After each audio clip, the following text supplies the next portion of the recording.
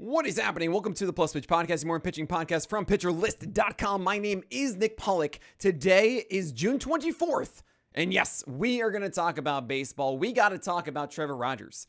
And are you going to be adding a freelance Trev to the team? That's a really good graphic, by the way, by Justin Paradis, doing like LinkedIn. As Trevor Rogers had this 2.1 inning game that was very disappointing. He had a really tough third inning. And I saw the skills that were interesting. I see this all the time. There are games where guys get touched up, and I go, man, that's kind of annoying because I think they pitched well. I'm still going to be in on this. And it doesn't always work out. And with Trevor Rogers, we haven't really seen him do well at all. So, I mean, save for, of course, for the first game. But the first game that he had was a little bit more just fastballs and some changeups, but it wasn't really the full package. That game looked like it. But I was like, all right, let's maybe go for it against the Rangers. We'll see. We didn't expect 8 innings of shutout ball. 3 innings, 0 earned runs, and 3 innings. Oh my gosh. I'm just going to edit this one out. We didn't expect 8 innings of shutout ball. 8 innings, 3 earned runs. We didn't expect 8 innings of shutout ball. 8 innings, 0 earned runs, 3 hits, 0 walks, and 4 Ks, but just 8 whiffs. 26% CSW, 101 pitches. You need to have that lower CSW typically in order to go 100 pitches for 8 innings. That means you need to be efficient for outs and when those strikes turn into outs as opposed to whiffs, right? Okay, so those skills that Rogers showed in this one was a 94 mile per hour four-seamer that was up for the most part, which is good. And then you had changeups that were really good and low. You also had some sliders going backdoor and sweepers as well. Just a couple. I think there were 2 of them. One was really nice for a strikeout. But this was also an exclusive right-handed lineup that the Rangers sent to the plate, which I think plays into Trevor Rogers' skill set, right? It is a changeup focus, and that means that changeup is going to do better against right-handers than it is left-handers. So there is something to think about for that moving forward with Trevor Rogers. But this is 94. It's not 92, 93 that we saw before in Miami. It's better command of the changeup than we've seen, and the slider, I think, is the pitch to really watch for. As long as he's doing the same things with the four-seamer and the changeup up and down, which is great, that slider just needs to be either a called strike pitch against right-handers and then become that down in glove side pitch against left-handers. We didn't really see, of course, that yesterday because we didn't see a single lefty, but I am curious to see how he attacks the Rays and if that does translate. But exciting things, I think you should pick him up for that. It's not a must-add, but it is something that could very well work out moving forward. You have Eduardo Rodriguez against the White Sox doing exactly what he needed to do. Got the win. 6 innings, 0 runs, 5 hits, and 2 walks. Great. Oh, and 10 strikeouts. Yes, thank you so much, Cry Sox. You were the best. Yeah, there is blaming on the White Sox, but he gets the Marlins next. So we're just going to keep going with Eduardo Rodriguez. This actually wasn't, by the way, the same changeup that I saw last time. It was a little bit worse. And it was just four-seamers dominating. 6 of these strikeouts happened on a 92 mile per hour fastball. He only had 11 whiffs for 10 strikeouts, which kind of shows that he froze a lot of these guys with that heater.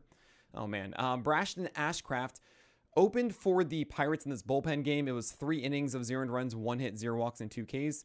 3 whiffs on 35 pitches. Not overwhelming. But what he does have is 96-97 on an empty velocity fastball. That is all of the metrics under the hood, the attack angle, the vert, the extension, average. So it's fast, but it isn't anything else to make it tough, which means that guys can catch up to this. However, the 91-92 mile per hour slider, I'm doing that with air quotes right now because it's kind of really a cutter. It has a little more aggressive movement than usual, but it isn't a 0-0 slider. It is above that, right? It is a little bit more height and horizontal. Negative. Oh, sorry, towards the four-seamer, not arms, glove side, right? So it's not really that major of a slider, but that was located well. It was generally away. Some of it was down. He had 2 strikeouts, one of them on that slider. And I like that he focuses on sinkers inside to right-handers with that slider away. And then he has a four-seamer that he throws generally inside also to left-handers. And then has some curves with some sliders to those left-handers. And then, has a good approach against right-handers. That's cool. I think this is something that can develop over time for Brashton Ashcraft. But I don't really think he's going to get that much of an opportunity this year. And I'm curious how this plays out if he does become a staple of the rotation for 2026. Or maybe even post-deadline, maybe there's some more injuries. Bubba Chandler is already up. I hope. And we'll see what happens then if Braxton gets more of an opportunity. But right now, we don't need to do anything. He really does. I do want to amplify the fact that the 96, 97 might be 95, even maybe 94 if he's not going for just 3 innings. And it's not doing enough with its attack angle, everything else, right? So that does become a very susceptible fastball very quickly if it's at 94, 95, which means he really needs to do a ton out of that slider, which also could fall in velocity down to 89 and 90, which makes it still very good, but just not the same. So just get that in your head of, hey, this is not a phenomenal trajectory moving forward for Ashcraft, but there are tools that if you can expand upon it, that would make me excited. You have Nick Lodolo against the Yankees in Great American Ballpark, going 4.1 innings of 100 runs, 6 hits, 0 walks, and 6 Ks. I'm thrilled with this. I'm upset that it's 4.1 innings, and even in my roundup, I didn't acknowledge that, and I should have. But I think he pitched great. I will generally take this, even though it's not longer. I wish he had like 2 more outs. Fine. But we had a good curveball. 74% strikes to both left-handers and right-handers, and a 39% CSW. We had extra tick on the velocity, 94, 95. Changeups are really good, dotted down away to right-handers. This is Lodolo, and I like this, and it's just very good. And I think the schedule should get better, I hope. But he's really just been a very solid pitcher, and I think we're going to see a lot of just, hey, cool, good games, and then some of those great ones are really going to tip the scales in his favor. I have Matthew Liberatore, another left-hander who has done better than expected this season. He got the win against the Cubs. He would have gotten the gold star if not for Trevor Rogers. And 7 innings, 200 runs, 6 hits, 1 walk, 5 strikeouts. The changeup added 2 inches of horizontal ride, which is really good. We love that. But he located kind of in the middle, which isn't fine. And the 4-seamer was up generally. The curveball was generally down for a low strike rate, but tempting. And you have some sliders in the mix too. But the thing about Liberatore is he doesn't do anything exceptionally well, and that also includes his command. It's all good. It's nothing that really gets me excited. But that gives him an opportunity for success like it did here. And that's cool, and sometimes that's all you need is just a lefty that does things well across the board, and that can make you a Holly for the year. Yeah, he's going to have some bad games with this, but generally it should be more helpful than good. And of course, that defense behind him in St. Louis does wonders for him. That's a really good thing, and it's why Cardinals pitchers always do slightly better than you expect them to. Spencer Schwellenbach against the Mets got the win. 7 innings, 200 runs, 4 hits, 1 walk, and 4 Ks. Just 5 whiffs on 89 pitches. 0 whiffs on 34 curves, sliders, and cutters combined. That is startling, to say the least. Oh my gosh. Just a 36% curveball strike rate, which is also very surprising because he located it really well down in the zone, actually just underneath the zone to lefties constantly, and not away too. It was like down middle and down inside. They just didn't bite. They didn't bite. I also really like the fact that Schwellenbach turned to sinkers against right-handers. 55% usage against right-handers. So good. He lined it right on the inside edge. Yes, there was a bad one. Fine. But man, I dig that. But what's going on with the slider and the curve? Where are my whiffs? Oh, sure. 7 over 10 foul balls on the cutter. I'll take that. That's 70% strikes innately. That's good. I think it was 80% overall with a called strike, or maybe it was a ball in play. But what's going on? We just need those whiffs for this to be a 7-inning, 10 strikeout game. You're like right there. Brian Wu against the Twins, 6 innings, 200 runs, 6 hits, 1 walk, and 9 strikeouts. I took away the ace is going to ace label before this one and the one previously. He's just been amazing since, so that's great. 18 whiffs, 35% CSW. This is away from the tee, which is also cool. Yeah, we're cool with Brian Wu. Thank you so much. Mitchell Parker against the Padres, 6 innings of 300 runs, 6 hits, 2 walks, 1 strikeout. How am I supposed to butter my bread with this? If you are not in a quality start league, or if you actually, yeah, I mean, you got to win in a quality start. Fine. It's very much a dusty donut because it's bad ratios and just 1 strikeout. And no, Mitchell Parker, I was so excited to see what would happen. He did not have the Blake Snell blueprint. That is, it wasn't 4-seamers in the upper third, or really the upper half, and then curveballs in the bottom half. He tried. He failed. But I'm glad he was able to survive and get himself a win. Paul Blackburn against Atlanta. I just can't believe that he's still starting for them. I hope this is the last one. 4.2 innings with 3 runs, 6 hits, 3 walks, and 5 Ks. They might go 6-man with Minaya and Montes, right? Montes is going tonight. Minaya in a week from yesterday, so I believe it would be Monday. Maybe it was actually from today. Like, why would you want Blackburn still in there? You also have Blade Tidwell. You have Nolan McLean. You have Jonah Tong. You have Brandon Sproat. Like, just, you don't need Blackburn, do you? Why? Why would you choose this? Jack Ahanowitz against the Red Sox. He's the jack of one trade for a sinker. However, you can't be the jack of one trade if you don't have that trade. It was a sub 50% strike rate on that sinker. Oh my gosh, we got 4 whiffs on it. Actually, 5 whiffs on it. And 5 whiffs on the changeup as well. The changeup was way better than I normally see against lefties. It was down and away. That was the pitch that made him do anything. But it's 5 innings, 400 runs, 6 hits, 2 walks, 1 strike. And how am I supposed to butter my bread with that? I mean, terrible. Against the Red Sox on the road. Yeah, we are not going after Jack Ahanowitz, but what's so interesting to me is I see moments where this works with him. I can get it, I can grasp it, but it's just not all there. So fine. Chad Patrick had an interesting start. So did Walker Buehler. We'll talk about that. Shane Smith and Bailey Ober, Ben Brown, all those guys. They won yesterday. We'll talk about them all after this break. And the Nationals. So, all right, I guess we're going to roll out Chad Patrick for Rocky Road and probably then the Marlins and then probably the Nationals. It's a cutter. That's his main thing. That should be okay against the Nats. Yep. All right, I guess so. Chad, you win this time. Please find a breaking ball that works or something that is not a cutter or a fastball. That'd be great. Alan Wynan started for the Yankees, and the only time he's going to start, 4.1 innings, 4 runs, 5 hits, 0 walks, 1 strikeout. How am I going to butter my bread with that? Look, it should be Marcus Stroman moving forward, and we just move on. I don't want to start Marcus Stroman at all against the Jays, Mets, and Cubs. Stephen Pollack against the Nationals. We didn't expect much here at all, and we didn't get much. 4.1 innings of 4 runs, 5 hits, 1 walk, and 5 strikeouts. He's really a slider-focused arm without a good four-seamer, and yeah, it's just you're not going to do well against lefties. He did really spot that heater, though. It was pristine upstairs. He didn't allow a single hit on it, 65% strikes, but the slider was just like very much in the zone. And he didn't have anything else. So there you go.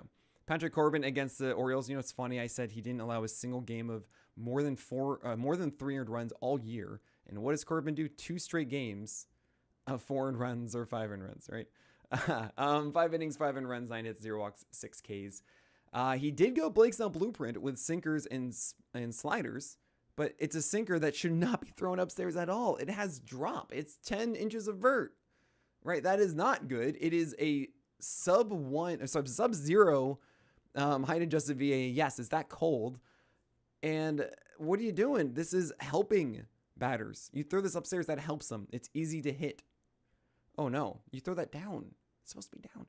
You have Walker Buehler against the Angels, 4 innings of 500 runs, 3 hits, and 7 walks, and 2 hit batters, and 3 Ks of 3 whiffs. Yeah, we are, oh gosh.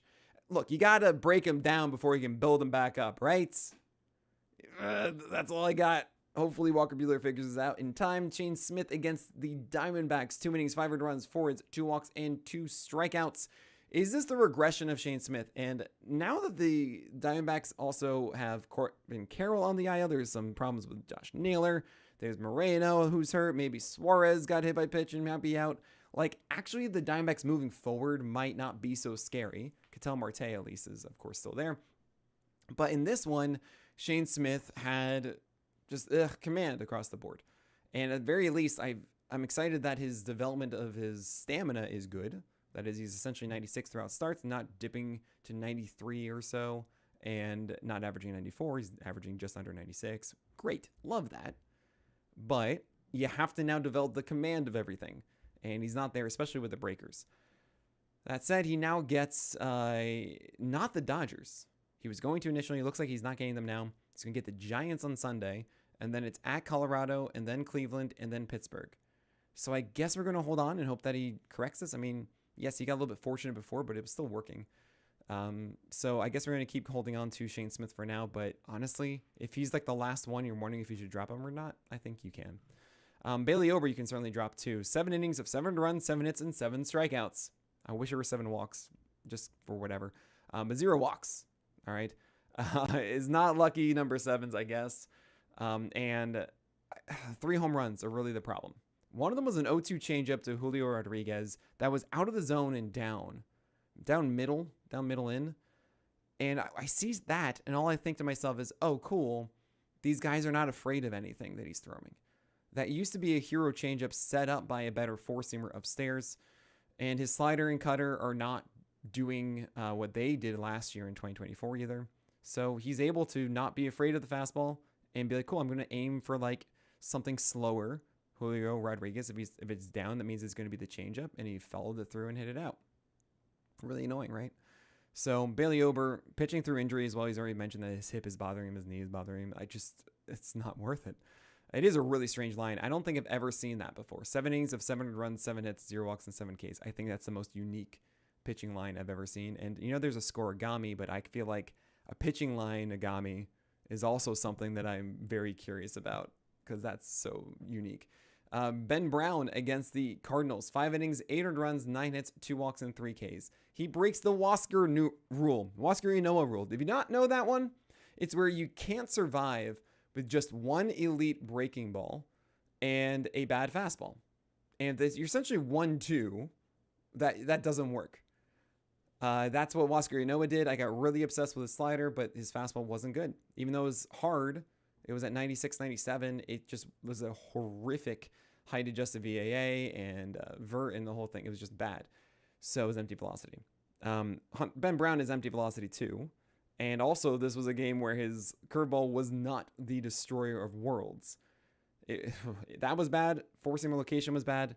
This is a hipster, headache-inducing pitcher stifling the entire roster. You do not need to hold on to Ben Brown. Yes, there will be some games that he's good. It's like Taj Bradley. It's the same kind of thing. I don't want to do this with Ben Brown. He might not even be in the rotation with Imanaga coming back. It's possible he's the one that goes and he turns into the reliever that he should because he never developed that proper third pitch. I know the kick change. Sure. Not the answer. He needed a strike pitch. That's not the four-seamer. So yeah, I'm not in, and you shouldn't be either. All right, that is it for today. If you're watching tonight, it's Chase Burns is making his MLB debut, also opposite Carlos Rodon, which is going to be a phenomenal game. It's going to be in Great American Ballpark. It's going to go live on playback.tv/pitcherlist at 7 p.m. Eastern time tonight. You better be there. It's going to be great. I'm going to be watching this whole thing. I'm going to give you my live take of Chase Burns, all that stuff. So come join us. And also tomorrow at 2 p.m., this is on Wednesday, 2 p.m. Eastern time, I'm going to be hosting an episode of The Craft with Ian Osiris on playback.tv/pitcherlist as we watch Paul Skeens versus Jacob Mizorowski. It is another live broadcast podcast. Cannot wait for that one either. That's going to be so much fun. We're going to have special guests, all that fun stuff too. So make sure you're there at playback.tv/pitcherlist. Tomorrow's is the free game. So you don't even need MLB.tv. You will be able to watch that game. So it's just completely free. Go watch baseball with us tomorrow. Tonight, I hope it's a free game of the day. That'd be really cool. Should be. It's Chase Burns' MLB debut. Everyone should be able to watch that. So come on by. It's going to be awesome. But that is it for today. So my name is Nick Pollack. And may your BABIPs be low and your strikeouts high.